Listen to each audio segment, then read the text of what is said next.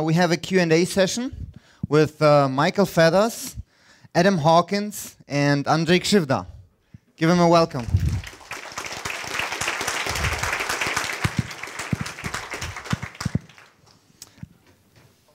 There is a hackpad. We just posted the address on Twitter, so if you want to add any questions, you can do it.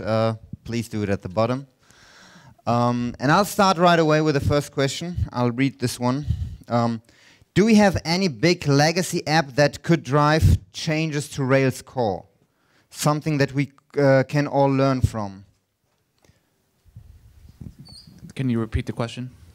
Do we have any big legacy app that could drive changes to Rails core? Something that we can all learn from. What technique solutions makes Rails apps harder to maintain long term? I think, yeah. I think that's kind of confusing. No, I think it's okay, I guess. So who wants to take that one? So, so I think the question is there any example of a big legacy app which could be used in order to improve Rails core? I think the best example would probably be Basecamp. I mean, I don't know. I said Basecamp kind of jokingly, but I think Basecamp could be a good example because they had to, I don't know if they had to, but they chose to release a brand new product called Basecamp Next or whatever by completely rewriting the application.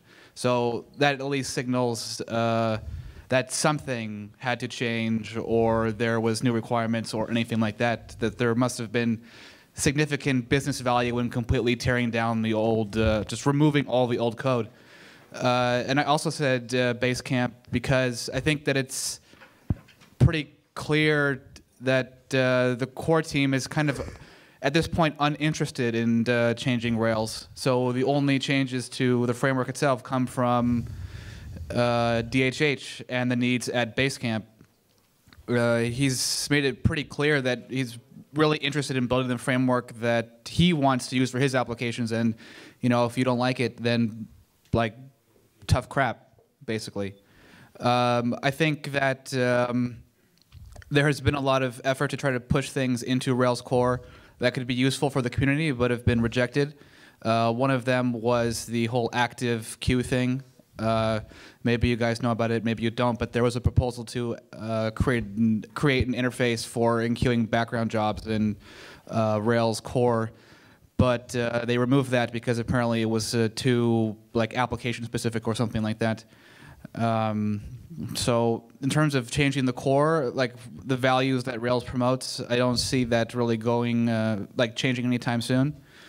And to address the second part of the question, is there some characteristic of Rails applications that make it harder, make them harder to maintain? That was the gist of the question, the last part, right? Yeah. Yeah. Like I mentioned in my talk yesterday, I think that the nature of Rails applications is optimized for large or high levels of productivity in the beginning, but severe productivity decreases over time because of how much coupling is encouraged in the beginning throughout all the layers of the stack. So just if you follow the Rails way or read the guides or most of the things that the community encourages you to do, I think in the long run you'll end up with something that encourages technical debt. And part of the reason that we have legacy applications is because if they are legacy to us because they contain things that people don't know, or they have too much technical debt for us to consider them modern applications. So by choosing to use Rails, I think you introduce a large amount of technical debt in your application anyway in the very beginning that you have to manage very carefully if you want to succeed in the long term.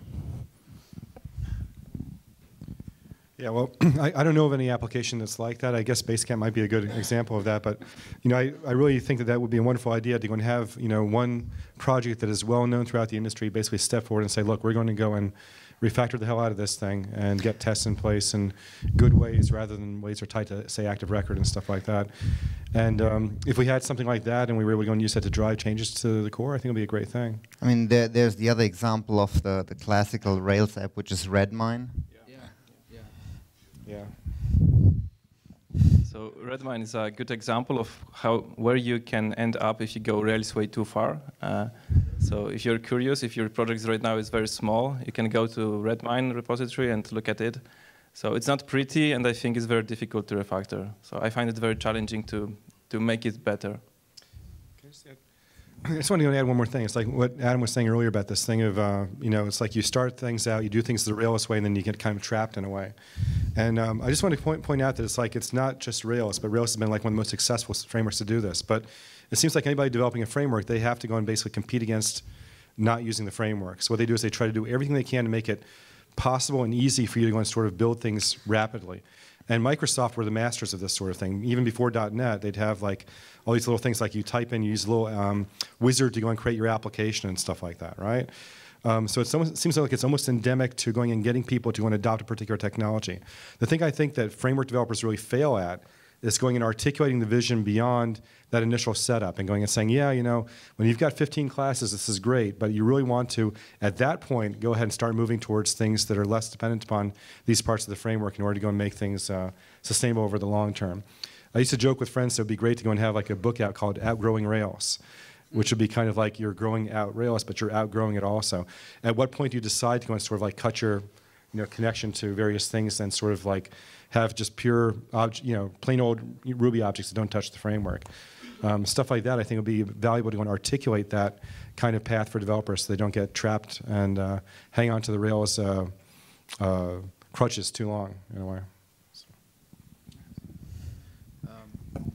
I think that as what you said, Michael, about as framework authors or even gem authors, anybody who does some level of open source, in order to actually get somebody to use your thing, you have to like sell them on it in the beginning, and that's just the nature of like how it all works now. Like if you look at any of the new projects that come out, it's like I can make this whole thing in two lines.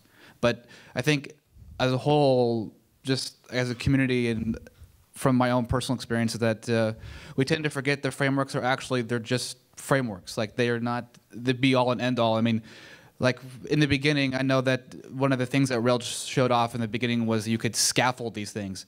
And they were called scaffolds for a reason, because they were just supporting the development, and then eventually you'd throw them away. So I think that the whole point of the framework is actually to have you outgrow it, because you have then utilize it to get to the point where you've built whatever you need to do, and then it's like, okay, now I can throw this away. And turning back to examples of large code, is Spree is written in Rails engine, right?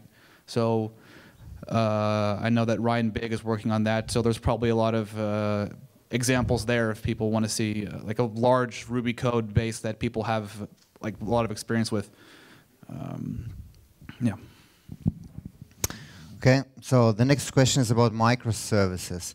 And do you think that microservices are a way to avoid legacy applications? Maybe we can get a definition of microservices.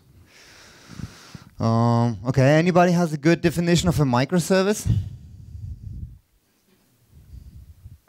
Okay, so let me... I can try. Okay. Well, at least there's one definition by Fred George. He's used...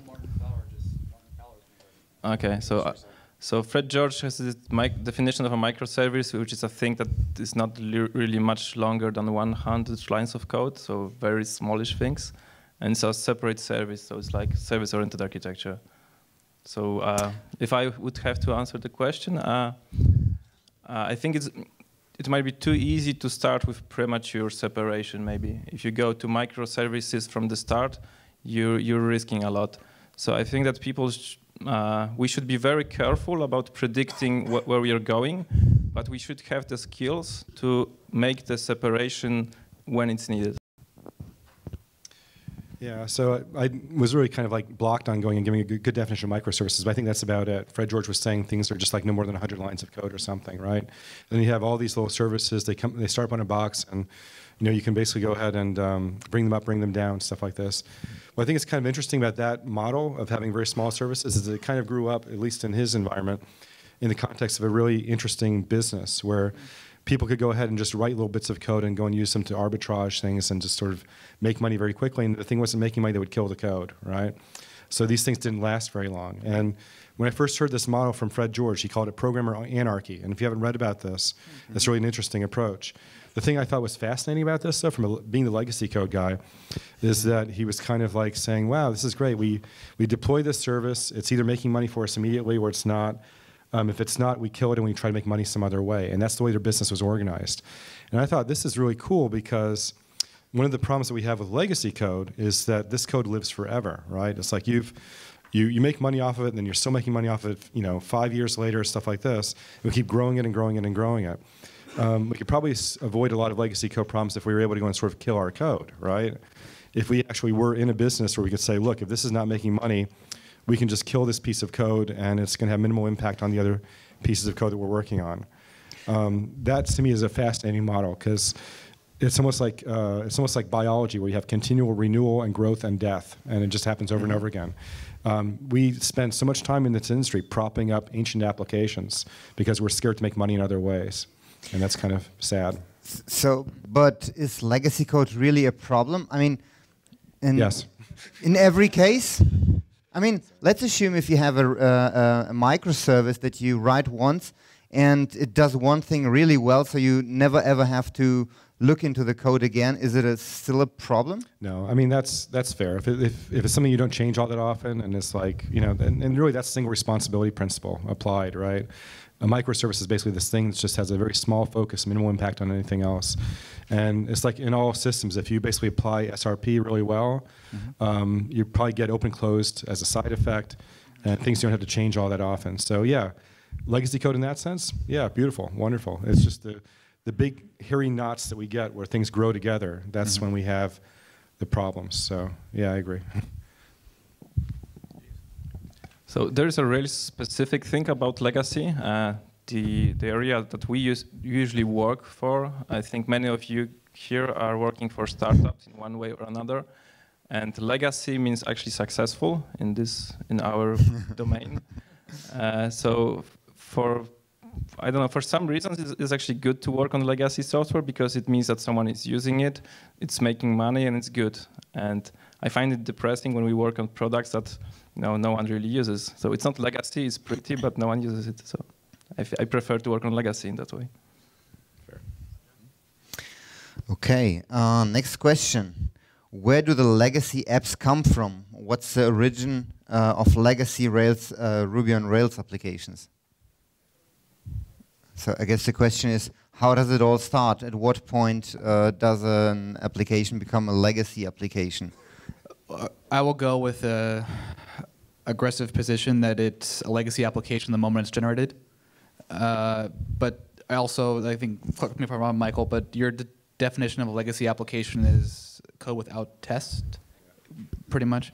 So I think that it mostly goes wrong in the beginning, but over time, as the applications tend to become larger and more encompassing, and they grow more features, and eventually those features become harder to test, or there's always an inflection point in a growing application where the test suite either becomes too slow or it gets too difficult to write tests, and then you're faced with a decision.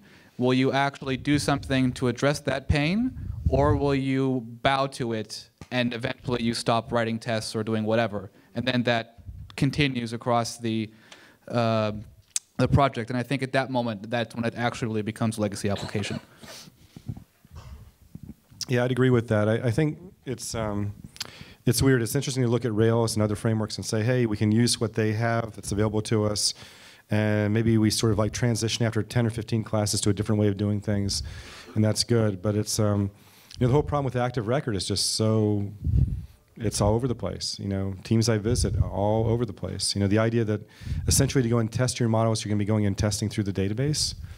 It's just madness. I'm sorry. And it's like a classic anti-pattern to go and say that in order to go and actually add functionality into your system, you have to inherit from a particular class or introduce a class that uses the reflection conventions that Ruby has, because then you're stuck with it, right? And we've seen so many places in the Rails community, people going and saying, look, we just want to go and have plain old Ruby objects and sort of fashion them into that.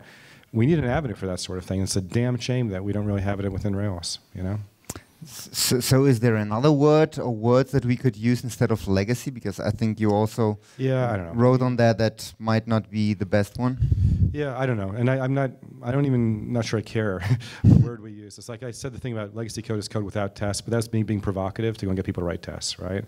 I don't care what we call it. You know, there are problems there, you know, and we just need to fix them. Sorry. Okay, next question. What to refactor to get most value? What's the question? So the question is what to refactor to get the most value?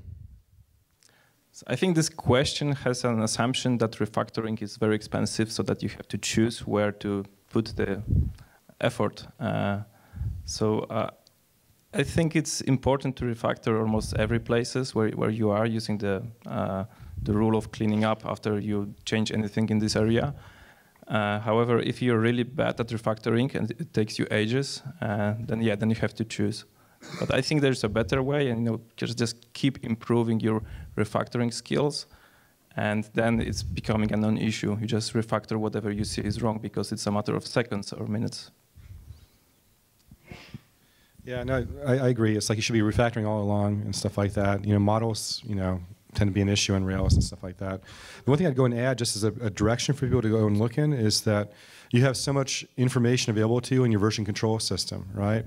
An extremely simple thing that you can do is basically go ahead and, if you just do like a git log, you know, you can go and get all the files that have been touched over the entire history of your code base, group them up, and basically go ahead and produce a sorted list of them in in a number of commits order. And you can basically find out, oh, you know, which files have you touched the most? You know, which files, you know, don't get much change. And, you know, in terms of ROI, it's nice to go and actually start to refactor the things where you've been touching them a lot. And you know that these are things your chances are you're going to go back to. Usually with that sort of thing, you find some kind of an open-close violation, and you want to go and address that. And you know that since you're going back all the time, it's going to pay dividends to go and start to tackle those things. And the next thing becomes, what do you learn about development by going and seeing those mistakes you've made in your code base? So. I'll actually address try to answer the question. I think that since we're talking about Rails here, I think if you're going to refactor something, you can actually get the most value by refactoring at the edges of the application. By the edges, I mean like the thing farthest away or closest to the user. So in this case, it's like the controllers and views, because from my experience, that's where the things tend to be the most complex. But also the reason why I say you can get the most value from refactoring that part of the code is because in order to put a better architecture in place and like set a stage for further refactorings and different architectural changes, you have to start at the boundary, the farthest placed away. And by addressing complexity inside controllers and views, you begin to separate the functionality of what the system actually does versus how it's presented. And from my experience, there's a lot of bullshit that happens inside views and templates. Actually, I've seen like database calls and actually I saw environment level configuration inside a view. So like there's a bunch of nonsense that can go on there. And if you can address some of the problems there, I think you're in a much better position to then refactor the thing behind the controller, because the controller is providing whatever data is needed to present something to the user. And if you can begin to separate those bits out, you can address the thing that's actually generating that data, or how those bits of things, different parts actually all play together. Okay.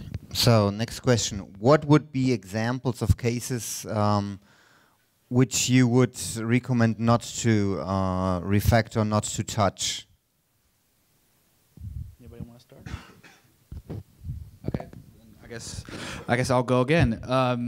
So the question was places to not refactor, or? Yeah. What would you like not touch ever? Okay. Things I wouldn't touch are things that are not important. So like what you said, Michael, about sorting basically looking at the churn rate in the files. If you look at the things on the bottom of that list, those are things that you shouldn't really be paying attention to. Yeah, that's all. So often your application consists of an admin panel and the user-facing part. And if the admin panel is used only by people that have more or less or are trusting you, then they can submit a bug if you break something.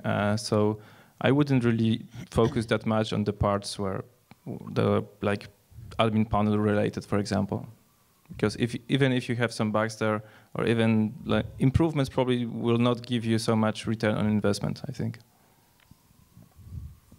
Yeah, I guess my answer is pretty much the same as Adam's. Just basically the areas that regardless of what they look like, if you're not going back and touching them, it's not worth it unless you have a plan for going back and having to touch that code for some big migration or some crazy thing like that. In terms of where to actually refactor, I think my answer. Well, I'm answering a question that wasn't really asked, but I think it's important for us to go and figure out what we're scared of in an application and actually start to tackle those things, because you get not just the benefit of going and fixing that thing, but also the morale improvement of knowing that you're capable and you can basically affect your future in that application. It's really, really important. So. Okay. Next question. Did you have situations where the only solution was a complete rewrite? And what would be your criteria or your recommendation when to go for a complete rewrite versus refactoring?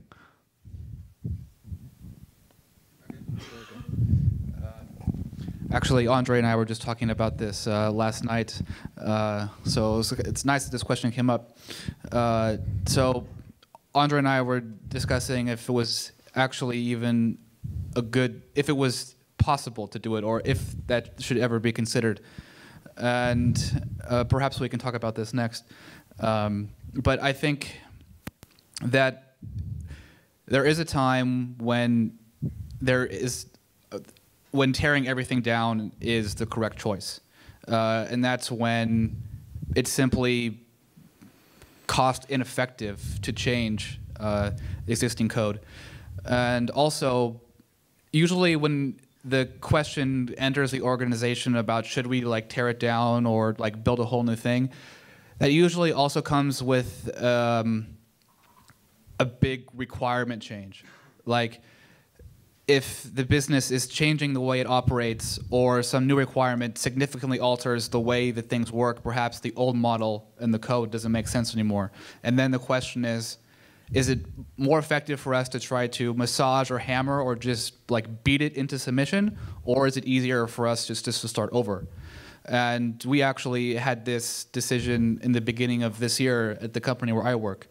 And faced with the decision, like I mentioned, of now we have a significant change in requirements and the existing code model doesn't work and there is a ton of technical debt in the application, it was more cost effective in engineering, just easier to engineer a brand new solution. So in that case, I think that it can definitely be the right decision. But at the same time, I think that's also very scary because you don't know, and this is actually what happened to us, as a word of warning for anybody who is considering making this decision, that we did not understand how much actual complexity and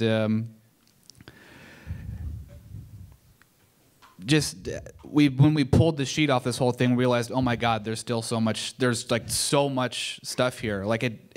It's enticing for us as programmers to think of yes, I can architect and build this whole clean solution, but sometimes it just slaps you in the face and it's no, you can't. It's not as easy or as good as you think. So to summarize, I guess, yes, there are some cases where it makes sense. However, that's a very, very big and important decision to make. And you really have to consider all the things at work. And I would also preface that with, hopefully you can actually change your existing code, but sometimes it's not possible. Yeah, at least in the Rails area, I see very little. I don't know. I don't really see too many cases where people are trying to go and do a full rewrite. It just seems like Yeah, it's usually too much. And it's funny, just like, I guess a pithy way of going and saying that thing is like, people always want to rewrite things, and the reason they want to rewrite them is because they don't understand them, but the reason they can't rewrite them is because they don't understand them, right? So that's really a bad place to be when you get to that sort of thing, right? So I know Rails projects I've been involved with that basically tried to go and sort of like really make things better. Quite often they just start going the SOA direction, and doing that, using things kind of like the Strangler application pattern and stuff like that, where you build off another service and you kind of shuttle things across to that and have it run in parallel with the old stuff. And then it's really more like piece by piece rewriting and kind of factoring out rather than going and doing the full rewrite of things. Yeah, I think, if anybody comes up and says they want to go and do a full rewrite of a Rails application, I really want to go and see what they're thinking about. I just hardly ever in practice see cases where that's really necessary and where it isn't a huge risk. Yeah, so I also like the idea of rewriting piece by piece if we really want to go this way. But also it's an important question. If your team caused the application to become a legacy code, then why are you confident that it wouldn't happen again? So it's nice to take like 3 months or 6 months to rewrite, but then if you caused the legacy code, then you are going to do the same again in a year. So is it really business effective? Is it really economically wise? But can you give us some advice? How do you know that you have arrived at the point of no return, that you absolutely need to rewrite this thing? No matter if it's a stage rewrite or a from scratch rewrite. So some situations that would justify this, I think it's a totally different team without the historical knowledge, without the knowledge about requirements. And I can imagine some cases where that would make sense in that way. Yeah, I can't really think of a situation just basically on its face that calls for a rewrite. I think that's what we come down to more than anything else. It's just that, what's the cost of making changes in this versus going from scratch? And even then, that's just going to be kind of like, I'm adding this feature in from scratch and not using much of the existing stuff, and maybe it's living in the same code base. Mm-hmm. I can't see things in the Rails area which cause me to want to rewrite things completely, So I guess I've been lucky that way.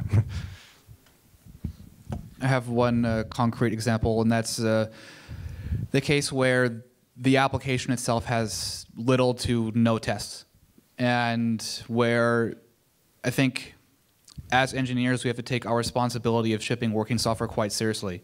And in order to do that, we have to have the confidence in what we write that it's performing correctly. And say if a business or product manager or whoever decides that we want to introduce this new functionality and whatever, say it's pretty like far-reaching or whatever, and you have to look at the code and your ability to produce a working solution. And if you can't with confidence guarantee that you can produce something that works, then you have to consider, maybe I need to write something from the ground up to ensure that to be sure that it works. So if you have an application that has no tests, perhaps it's easier to start from the beginning. Yeah. I guess it can be. The only thing about that, though, is if you've already deployed the application, people are dependent upon that behavior. You got to match it somehow, or else you're going to offend a lot of people. In many cases, some cases it isn't that case. But the cool thing with that, though, is just basically going and trying to write tests that basically go ahead and show you not what the system is supposed to do, but what it does now. And I call this characterization tests. And getting those in place, particularly in Ruby, it's a little bit easier than it is in a lot of languages, statically typed languages, where you have a lot of dependency breaking to do.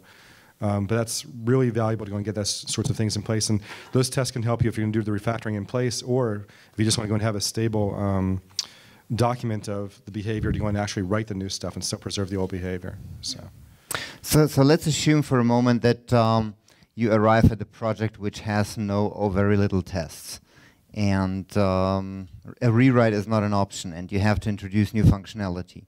With what kinds of tests would you start? End-to-end, like integration tests or something, or unit tests? It's funny about end-to-end tests. A lot of times people think that the best thing you can do is get a set of smoke tests in place around an application to make sure that you're not going to break really important things when you're starting to work with it if you haven't had any tests in place.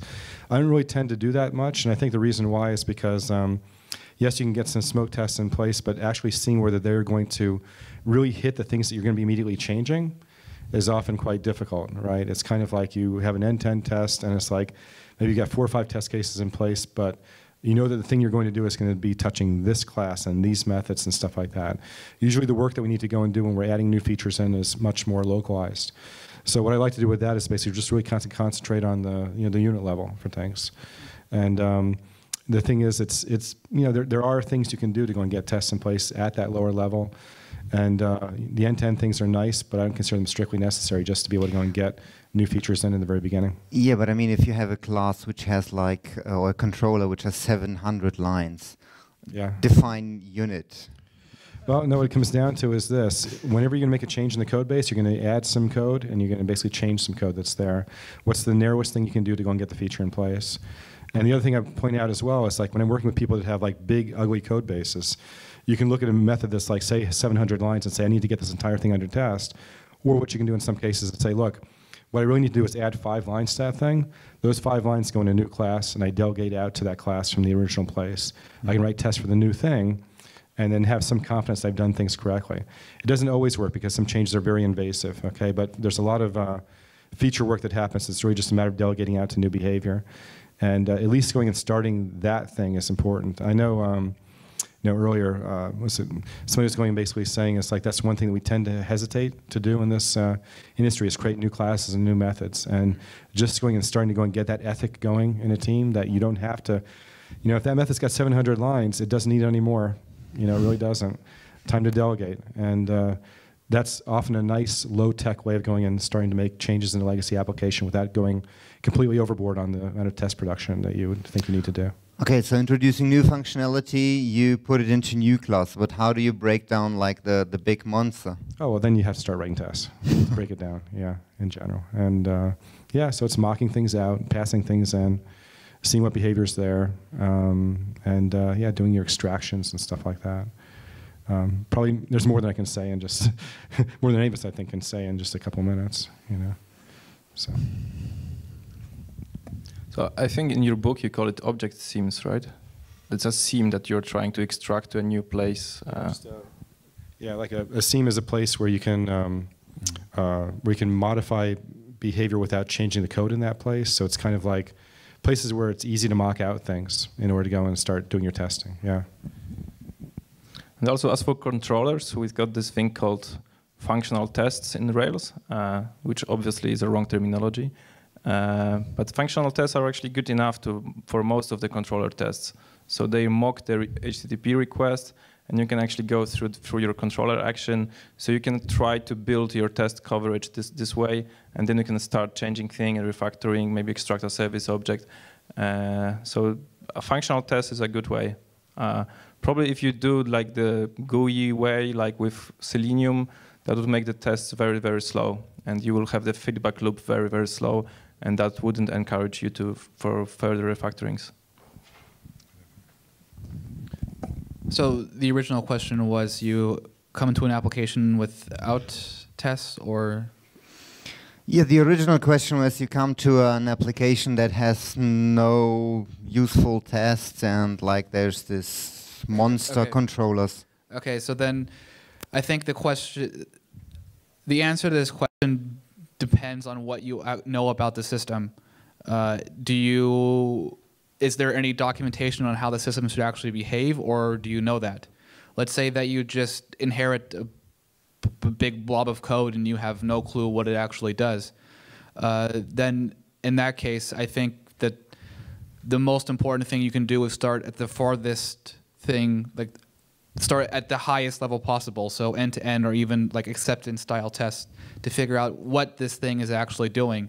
I think that's where you get the most value. That's what it was for me when I inherited a gigantic Rails app that had, like, I think it had one test actually. But other than that, I had no idea what the application was doing. So the first thing I did was start by writing a lot of high-level acceptance tests going through the UI. And this is a place where perhaps I disagree with you guys. That I think that in the beginning, in that situation, do as much as the high-level stuff as possible. And then once you kind of have an idea of how all the data flows through the application or what the system is actually doing, then at that point you can drop down to the lower levels and figure out how these bits of the system work together, and then focus more on the unit level. So drive the high level, like use the high level test to drive your understanding to the point where you can actually write unit tests. I mean, in order to write the unit test, you have to understand what that bit of code should actually do.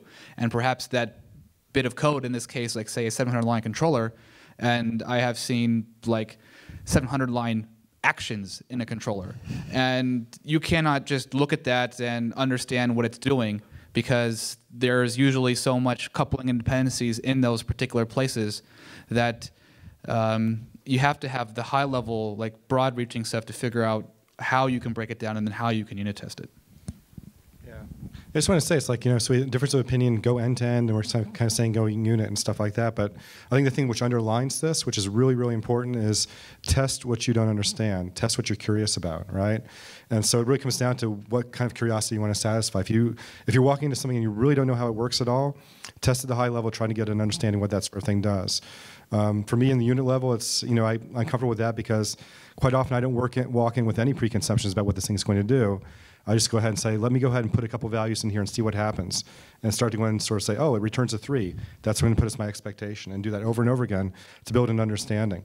I think, and it's not, you weren't doing this, but I just know in general, and many people in the industry, they're sort of like, oh, tell me what I should do as far as coverage. Tell me what I should test and stuff like that. It's like, forget that. It's like, if you are the person who is charged with making, who is responsible for making changes in this code, you've got to satisfy yourself that this is working, right? So what do you want to know, right? What are you curious about?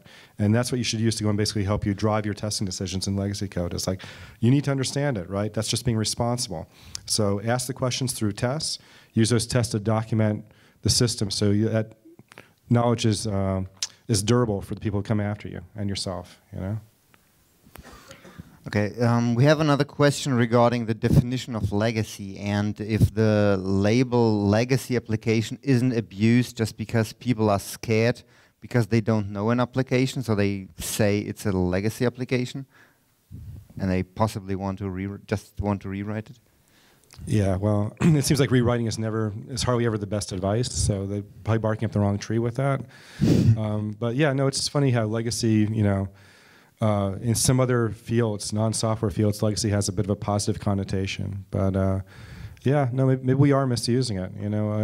I have a friend who was writing a book years ago about test-driven user interface development, and he wanted to write a chapter in there called "The Joy of Legacy Code." And I thought, wow, that would have been a great title. Just kind of reframe it as something like, because it can be fun to refactor things, right? It's like, we get pissed off because we have to go and live inside this crazy code and work with it in crazy ways, and we can get very upset by it. But, the fact of the matter is, quite often this is code that produces value in an organization, and it's useful to people, and it's something that we can keep alive for a long period of time. So, I don't know. I guess it's all how we frame it, right? Yeah, but isn't it like it's kind of this not invented here syndrome? So everything that I haven't written myself is labeled as legacy code. Legacy code is bad, therefore I need to rewrite it. That's fair. And the thing is, I think if we weren't using the word legacy code, we'd find some other term to go and use for that. Because yeah, the not invented here thing it's human nature. Unfortunately, that's my opinion. I'll go with the definition that legacy code is code that exists where no one in the organization understands how it actually works anymore. In a way that, like, similar to how, like, languages die out. Like, when the last native speaker dies, nobody can understand that anymore. And if you're in an organization where you have code where nobody understands how it works, maybe the person who originally wrote it had left, there's no documentation, there's nothing. If nobody understands it, then I would say it's legacy code. Other than that, we usually just use the definition as like a negation type thing. Like you guys had mentioned, it's not here, or it's old, or it's bad. I mean, legacy code does not necessarily imply bad code. It just gets used to say that this is bad. I mean, a lot of code that we write every day is horrible, but we don't call it legacy, right? So I think legacy code is just something that exists that nobody understands how it works anymore. Okay. I just want to take this opportunity to say something radical. It's funny. Anybody ever hear of Conway's law at all? Okay, there's this notion, this guy in the 1970s came up with this saying. He basically said that whenever you design something, the design is going to reflect the communication structure of the organization that's producing it, right? And when you first hear that, quite often you think, wow, that's an interesting observation. If you think really deep about it, you begin to realize that that's the core of so many things that we have going on in this industry. And I've been thinking about that an awful lot recently. And remember that microservices stuff we were talking about a little while ago? It's like, 100 lines of code and you can throw it away, and at 100 lines you can rewrite the damn thing if you want to, right? How many applications are there in the industry that are in the situation that I've just mentioned, where there's nobody that's worked on that code that's still with the organization? If you take that kind of symbiosis between organizations and code seriously, it almost leads you to the thought that maybe code should live only as long as the team does, or something weird like that, right? Imagine basically where you kind of kill code off when the team disbands, and you rewrite the code progressively over time, and a continual rewriting thing in an organization. But you do that because it actually may cost less in the long run than going and dealing with the pain of going and dealing with ancient applications that nobody understands anymore. To me, that's science fiction right now, but it makes me feel that there might be something there. And I hope to live long enough to see that. What, another 30 years maybe? So maybe. Okay, I can just add that legacy software is a thing that is quite new in the Rails community. Rails is only 10 years old, and like when we started this conference 3 years ago, we didn't really talk too much about legacy Rails apps. And now it's becoming a thing. And when I talk to people here, well, many people are working on someone else's code, 4 years old code base, or 5 years or 6 years. So that's quite a new thing for our community. It's interesting, I think. It's probably, Michael, you probably have more experience with legacy software that was written 20 years ago or something like that, right? Unfortunately, yeah. So we don't have Rails code bases that are 20 years old, luckily. So the next question is about active record and the repository pattern. So I assume that the person that wrote that question assumes that using active record is already writing legacy code. So the question is there a way how to use the repository pattern with active record? I'll just answer quickly my opinion. So I'm actually using active record behind the repository pattern, and I find it really good for that. Active record is a very good ORM, and that's where it works well. However, once your logic is what you have to be careful is that you can have repositories contain too much logic. So once you start using associations in the repositories too strongly, then you risk having authorization logic inside the repository, for example. So try to keep the repository simple, and it's totally fine, in my opinion, to use active record behind repository. So repository is a boundary in your application, and it's responsible for returning some objects or for making some changes to the database. So as long as you keep active record behind this boundary, then it's fine. Yeah, I agree. I think that with active record, the whole thing is basically having your logic tied to something which is going to have these characteristics that's going to force your testing to go through the database and all that kind of nonsense. And I just want to underscore, it's like this is not new stuff. I mean, separation of concerns has been a concept in software development for 40 years now, at least, right? So it's just a shame we have to reinvent it every generation. So I agree with Andrzej completely that it's completely the best. Just encapsulate active record inside the repository. All the data access stuff go through that particular that object. And I think if you are in a position where you have, say, over-reliance on active record, there's actually a way to refactor out of this. The first thing that you can do is start by looking at the application and looking through perhaps where all of the calls to the public active record API is. Then start by moving that logic onto the class itself. So for example, let's say you have like a user or something, and throughout the code base you're doing a whole bunch of like where this, do this, and do this. And if you start to move that logic onto the class itself, then you can test it. And then more of the data access points are now being collected at this one place.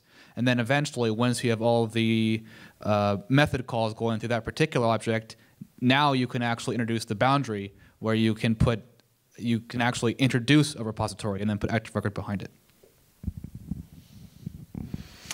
Okay, next question. So the Rails way nowadays has a very negative connotation. So is there something that we as a community could do to change this and so that the Rails way would be like a good thing? No. I don't think that there's anything that we can do as a community to change Rails or do anything. I think if we want to move the question states that the Rails way now is has like negative connotation. So I think if we want to move away from that, the only thing that we can do is stop using Rails. Like, how often do we have to talk about this? I mean, like, isn't it annoying in the community to have like these conferences where like we have a Ruby conference, but we have a little QA session about legacy Rails applications? I mean, can't we just move on from all of this? Like, why is there so much? Like, why are we so connected to this? Like, in some ways, it feels like it's like this girlfriend that you can't break up with or something like that, you know? But it just, like, why do we care so much about holding on to these things? Like, if we've realized that, yes, like there is some... Was that a real-life example? Yeah. Okay. You know, but like we just hold on to things, and like I don't think, Michael, that your position is so radical about having the code die. I think that it's important that these things die and we move on from them. But for some reason, as like programmers, we don't ever want to let go of anything that we've done. Like, even if we spike on a problem, we kind of feel bad about throwing that code away, you know, because we work so hard on it and like we love it or whatever. But sometimes you just have to let it go and move on.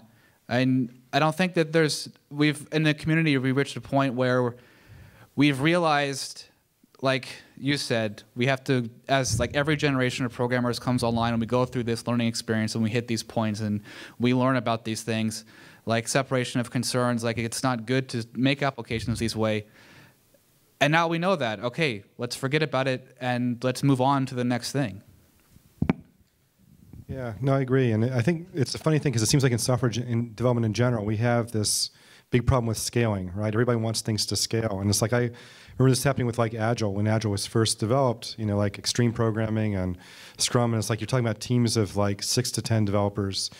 And it's like, yeah, that kind of works for small problems. And then you have people running around saying, we want to scale this up to 50, 100, 300 people. Maybe things like that aren't meant to scale exactly the same way that you do them in the small, right? I think that's the cool thing that was the beauty of Rails. It's kind of like, for small projects that aren't going to grow massively, works out perfectly fine. Once you basically grow to a certain point, it's kind of like then you start to regret the fact that you've gone and, you know, used all the stuff that's part of the kit there, and you find it very hard to migrate away from it. So the whole scaling thing is really tough. And, you know, Rails has filled a nice niche for very small to medium-sized projects and stuff like that. At a certain point, it starts to really hurt you. And that's the thing that I kind of wonder, is that maybe we can start to have an intelligent conversation about, you know, at what point do you need to go and actually start to move away from these things? You know, the other way of handling this is kind of like what Bob Martin does with like the clean architecture stuff and hexagonal architecture. It's kind of like, from the very beginning, don't use anything from the framework in your logic stuff. Have separation all the way from the very beginning. And that can work also. It does feel like over-engineering in the very beginning, but maybe that's the way to go forward. I know I like to be able to use frameworks like, you know, Rails that give you lots of cool stuff. It's just you have to have that maturity and diligence to know when it's time to switch over. And that's really hard to do. It's kind of like you were saying. It's like throwing things away. People hate to do that. They hate to make that transition point, you know? So it's weird. So as for Railsway, I'm trying to find the positives of the situation. And I think it's good to share the same enemy in the community. So if we have a common enemy, it's actually something that is uniting us. And this is a good starting point. So I'm not sure we have any alternative right now, a good alternative. We are trying to discuss several things here, but I think it's a good start. It wasn't so obvious that the Rails way is causing problems like 5 years ago, and now we seem to notice it. So that's an improvement. Maybe it's just a matter of the label, as you guys said before. Maybe it's the enemy is not Rails, but Basecamp. Yeah. The only thing I'd say is that I know a number of people in the industry, and it's like every time I turn around, somebody has a different way of going and dealing with you know, persistence and Rails and stuff like that. Things go and get you past the hump when you discover that these things are problematic. The thing I think is really a shame is that there's no common approach right now. You know, that essentially there's 15, 20, 30 different ways of going and doing this. And it's a great mental exercise to create a framework to go and sort of sidestep these things. It's a shame that none of this stuff really goes and pulls back into core. You know? Yeah. I think as the community, I wish we could stop being so singularly focused on this one thing. I mean, we talk about Rails all the time, but I wish just as the community we would focus on more things. Like there's more interesting things we can do with Ruby and in general. And I think that the Rails way is like what you had mentioned, like one approach to how to architect software. And that works out for a certain class of applications. And the Rails way is a fantastic way when you have 3 classes. It's a horrible way when you have 3,000 classes. And just learning from that experience and being able to know when to decide. But I think it's also, like at least for me, well, I don't want to like totally forget it, because it feels like this is what brought me into Ruby. This is how I, really entered my career as a software professional, and it's really hard to let that go. But it's also important to move on from that. Yeah, I guess as the guy who has gray hair, I've got to go and tell you another little story. Anybody here remember EJB at all? Enterprise Java Beans? Some people, a couple of people, right? Okay, same deal. Massive framework. Actually, my theory is that Enterprise Java Beans was the thing that basically sparked dependency injection. The fact that people could not test their logic independently, the persistence mechanism. Same problem. And so I just want to go and point that out, that this stuff recurs, right? So maybe the positive thing out of this is that y'all are having trouble with Rails. I'm having trouble with Rails. Remember this the next time the next technology comes along, and hammer into people if they don't give you a good way of separating concerns early, right? So we don't, suffer through it again. Okay, next question regarding Agile. And would you ever recommend to tell your customer that you need that you need time for refactoring or something like that, or you just do it? I've got the mic. I guess I'll start if that's okay. So I've been involved in Agile since the very beginning, and I'm beginning to feel that Agile has a fundamental problem within it. And it has to do with the fact that Agile grew up in this environment where you have business people and developers kind of like not able to cooperate. So Agile was the way to get them to cooperate, right? And we've made a lot of progress since those early days. But I think that this whole thing of seeing a dichotomy between development and business is the thing that kind of gets us in trouble with technical debt and stuff like that, right? The fact that we can say, wow, I'm a business person, I need these 15 features, and the developer says, yes, here's your estimates. I'm going to do these things for you. The thing that never happens in that conversation is a conversation about what the quality of the code is at this moment in time, and what it will look like 3 months from now if we make these decisions. Yeah, but in theory, Agile says code quality is non-negotiable.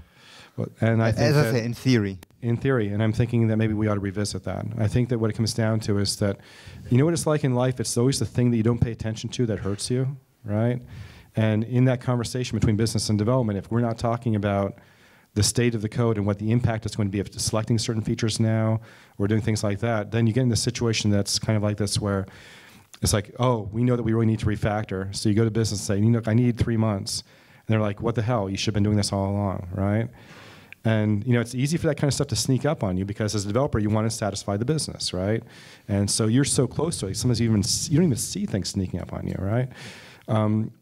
The thing that we need to get in the software development industry is that the quality of our code impacts business severely, right? Impacts what's possible in business 3 months, 6 months, 2 years from now. And so, we need to have that on the table. We need to have people understand, what the impact is going to be. And if you do that continually, then it's not a surprise to people. The downside, and the thing I haven't really seen with this yet, which could happen, is that you have managers attempting to go and micromanage you on code quality issues. Okay, and that would suck, but I think that what we have right now sucks too. So what you're saying that we as developers should educate the business to respect code quality? We should basically go ahead and give them some kind of a representation that they can use to and understand what the impact of their decision making is going to be on the code base. So yeah, it's kind of like you can grade. If the customer as well understands the architecture, and you can say, look, on a scale from 3 to 5, this is the quality rating of these particular areas. Mm-hmm. It's like, yes, you want some stuff done here. We need to improve this here, and if we don't, it's going to cost you this much later on. Having that as a continual conversation, I think, is a valuable thing to do.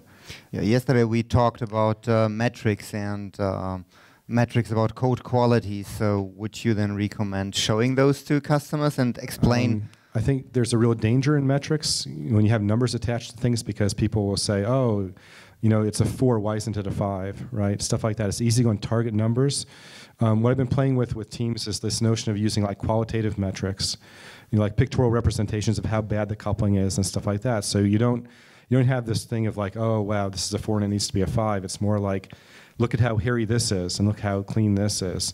You want to have something going over here, it's going to be easier. If you want something going over here, it's going to be tougher. But understand, if we can make this look like that, then things are going to be easier, that kind of thing. To me, that's a less controversial, confrontational way of approaching things. Yeah, but then we come back to the term legacy, because if I can label it legacy, then I have an explanation that I need to redo it. And I have, Yeah, well, and I guess that's the thing. If developers have self-serving interests in that way, then they'll do that. But, don't always have to be that way, right? Yeah. So. I think part of our responsibility as the developers is to ensure that we're continually writing good code. And you mentioned that you say that we say to the product owner, it will take us 3 months to refactor this or change this, and they say, well, why didn't you do that in the first place? Exactly. Right, but this is where it's a communication failure on our part, because one approach that I actually found useful in my experience was to kind of explain what refactoring was in a way that that the people making the decisions could understand its impact. And refactoring is fun, but it's really just an ongoing maintenance cost of the application. And how I proposed these things was that you can't just refactor one time. You can't just do this maintenance task one time. As people, we understand that we have to go to the gym to stay fit, and you can't just go to the gym 2 times a month. You have to do it every day. And then at that point it was okay. We can associate what this actually is, and yes, we have to actually plan the time for maintenance, and refactoring can go on in that. But it's our job as engineers to express to the people making the decisions that the whole engineering process has this inbuilt cost, and it has to be accounted for. It's not something that you can just slot in a week or tack on later. Okay, next question. What do you think about single-page applications, and does it make sense to build single-page applications in Rails, especially that they are quite costly to produce in the first place? It's this question actually makes me shake, because I'm see. I've been bitten so intensely by single-page applications in terms of their complexity and engineering requirements and everything, that in theory, single-page applications are fantastic because they illustrate a complete separation of concerns between the back end, the thing that actually does the business logic, and the presentation between just the user-facing part.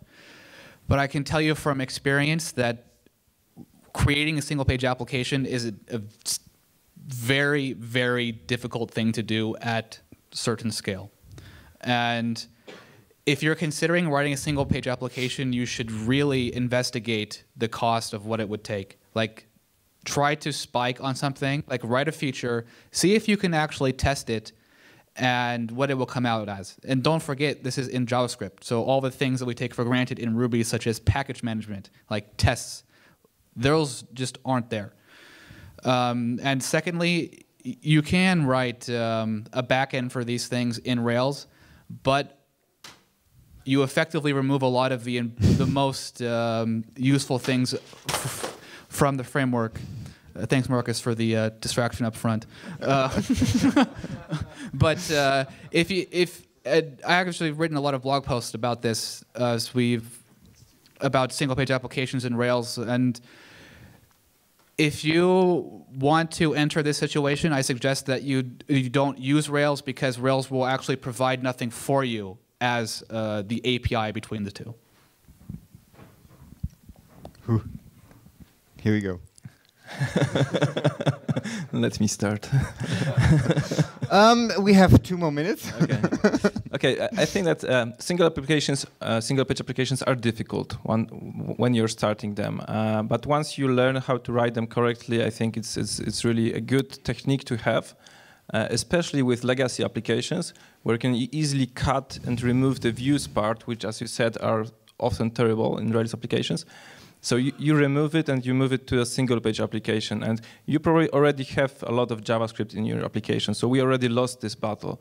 It's just a matter of whether we want to move a bit further into this direction or not. And I think it's fine to go this direction once you learn how to do it properly. And it's like it's creating from two applications from one. So it's a good separation. It's much easier to test. It's much easier to reason about. So I see more advantages than risks in this approach. However, there are many frameworks that make it very, very risky. So you can end up at the front-end part with the same that we ended up with the Rails way. So if you go, I don't know, Ember way, Angular way, you're risking the same as we have in the backend. So let's at least try not to repeat the same mistakes. Yeah, that's it. I think that's the part that's actually the most difficult, is because, like you said, we already have a bunch of JavaScript in our applications, and when you write a single-page application, you're essentially introducing two applications. And that's difficult. It's a lot of work, but it can pay off, but it's just something that you need to really look into and weigh the costs and benefits, because it's not a silver bullet at all. It may seem like it, but I can tell you from experience, it's not. Okay, so basically we're out of time, but there's one more question, which I presume will be a little bit painful for you. Okay. So I'll take that one. Why wasn't it clear 5 years ago that Rails is not the right way? Because Rails was the right way at that time. I mean, it just was. I mean, it. But I mean, as Michael said, like there were enterprise Java beans and other stuff. So basically, we just ignored the past and thought we could do everything better because whatever. No, I don't think so. Because just as a community of programmers, we didn't have the experience with enterprise Java beans. I mean, to be stereotypical, I mean, a lot of Ruby programmers were young, hip kids, you know. We didn't, I mean, I never did any enterprise Java beans. I had no clue what that was. I mean I did PHP, you know, and Adam, we didn't see... This is a Java conference, so everybody here has known Java before, you know? Yeah. But I think just we didn't have the experience as a community to realize that there was a big problem here. And so it seemed like it was the right way for us at the time, and we went with it. And now we've arrived here. Yeah, I don't know. It's funny with that, because I think some people early on did know, but they just looked at it and said, well, this is... Sometimes, you know, there's this thing of like, you make a big deal about something in the industry, and then basically when somebody says, hey, it's not a big deal, and then you look and say, well, maybe it isn't a big deal, and then you start going down that path. It's very much like, you know, Git and distributed version control systems, right? Back in the day, you had to check out your files from a central repository, and when they were checked out, nobody could modify them while you're modifying them, and everybody just thought that's the way the world worked, and that's the only way the world can work, right? I think with Rails, there was a kind of a heady time that people came and said, you know, gee, it's like it's a dynamically typed language, you can do all these things, don't worry about this, don't worry about that. And it's fine. Those things do work at a certain lower scale, you know? So I think some people did have some concerns, but I also think there's the other thing that happens too, that there's Alan Kay, the father of Smalltalk, that said something like, programming is a pop culture. It's kind of like pop music, where basically every 7 years you get a completely different trend. And that's what happens. We become programmers, and then we go on to management or something like that, or switch technologies and stuff like that, and the continuity of knowledge gets broken.